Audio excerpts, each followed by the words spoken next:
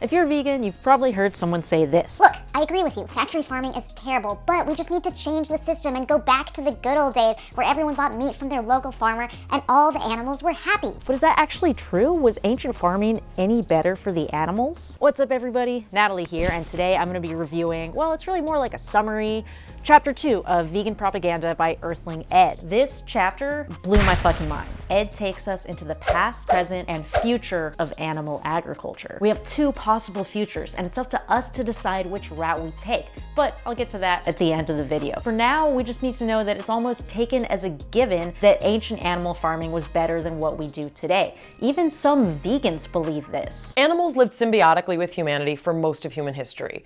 When we cared for their needs, gave them room to roam, nutritionally appropriate food to eat, so that when it came time to take their lives, we honored that life because we know that it had been treated with respect. Ed argues that not only has animal farming always been inhumane, but some of our worst practices come from our ancestors laying the groundwork for our current system. But before we go to the past, let's take a look at where we are today. Let's play a game of chance. Imagine that you're at a slot machine and I told you that your chances of winning are 1 in 100. How likely are you to play that game? If you're smart, not very likely. But what if instead of telling you the actual odds, I lied to you and told you that there's a 100% chance that you're gonna win every time you play? This is what animal agriculture has done to consumers. They've lied to us about where the animals live, how well they're treated, and how they're killed. 99% of the meat sold in the USA comes from factory farms, but 75% of consumers believe that they're buying from small local farms where all the animals are happy. Not only that, but 49% of Americans would support a ban on factory farming. At the same time, the majority of those people believe that the animals are treated well. How is it possible that half of the US population wants to ban the very system that produces over 99%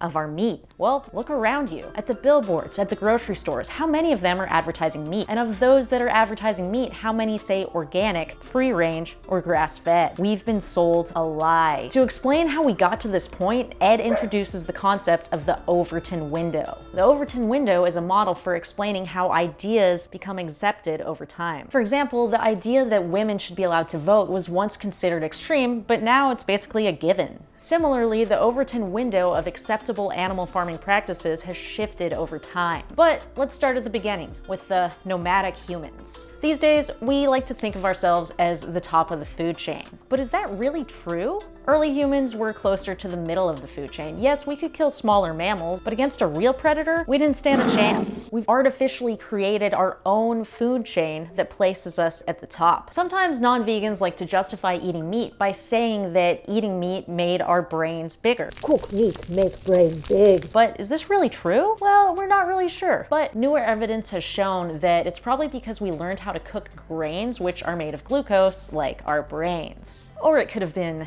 magic mushrooms. Either way, the cognitive revolution allowed us to move into different parts of the world to colonize. While moving around, we encountered species of animals that we hadn't seen before. There were giant koalas, rodents the size of bears, marsupial lions, and more. These giant mammals are called megafauna, and once we encountered them, a disturbing pattern emerged. They went extinct. Now, some people say they went extinct because of climate change, but there's a lot of evidence that show that it coincides with the arrival of humans. 12,000 years ago, we discovered agriculture and we stopped being nomadic. We started domesticating animals for their fur, labor, milk, and flesh. Animals were whipped, bridled, and mutilated, just like they are today. Animals have never been willing participants in our system of farming. Not 12,000 years ago, and certainly not today. Dairy farmers have always been killing male calves and preventing them from drinking their mother's milk. They used to kill the calves, skin them, stuff them, and smear the calf with their mother's milk to trick her into producing more milk. This is where we really start pushing the boundaries of animal agriculture, specifically in regards to selective breeding. Ooh,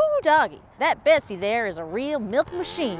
We sure could use more cows like her. Cows have been selectively bred to produce 10 times more milk than their offspring could ever drink. It's a similar story with wool and egg production. Farmers often claim that they have to do these things to animals. They have to milk the cows, they have to shear the sheep, but really they're the ones who created the problem in the first place. This would be like me breaking your arm, making you a cast, and then saying, oh, I care about you so much that I made you this cast, when I was the one who broke your arm in the first place. Chickens grow 300% faster now than they did in the 1980s, and they're 4 times bigger than they were in 1957. This comes at the expense of their bones and organs. All of these animals are suffering no matter what farm they're at. But eating meat natural. We always eat meat. Yes, please tell me how selective breeding, artificial insemination, and mutilations are natural. Oh wait, even if it was natural, that doesn't mean it's moral. Basically, the dairy industry was a disaster all throughout the Industrial Revolution until pasteurization. Increased milk sanitation is one of the main reasons that infant mortality dropped in the US at the turn of the 20th century. Despite all the problems with dairy, it continued to be marketed as something that was essential for children's health. During World War I, our government sent powdered and tinned milk overseas to help the Allied troops during war. This meant that we needed a much larger supply of dairy. So farmers were incentivized to grow their dairy herd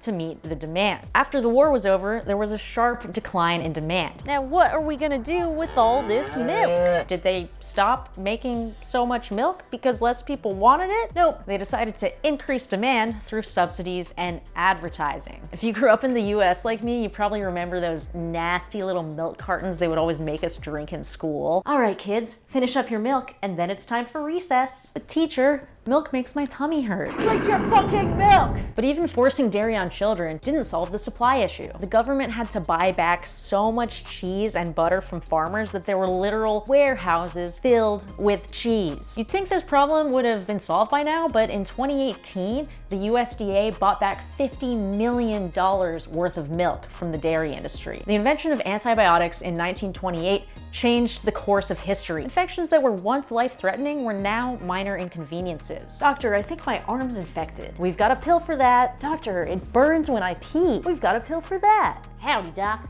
I'd like to keep my animals in worse and worse conditions while keeping them alive just barely long enough to slaughter. We have plenty of pills for that. Animals went from living on larger pastures to smaller and smaller spaces that would have killed them if it weren't for antibiotics. 80% of antibiotics today are given to farm animals. Factory farming started with chickens in the 1920s, partially thanks to vitamin D. We didn't start intensively farming other animals until the 1950s and 60s, when new war technologies and government subsidies encouraged farmers to produce more and more and more. This led to lower prices and the consumer expectation that meat and dairy should be cheap. One of the most common arguments against veganism I hear is that it's cheaper to consume animal products. Now, this isn't actually true, and I have 3 studies to back it up, but the only reason they're cheap is because of the subsidies in the first place. People feel entitled to cheap meat just because we've always had it. With lower food prices, it's really hard for small farms to stay in business, so most of them are owned by larger corporations. These corporations come in, buy them out, and then change the smaller farm standards to match the corporation's interest. They lower standards and increase production. And this isn't only happening in the US, it's going on all over the world. When I picked up this book, I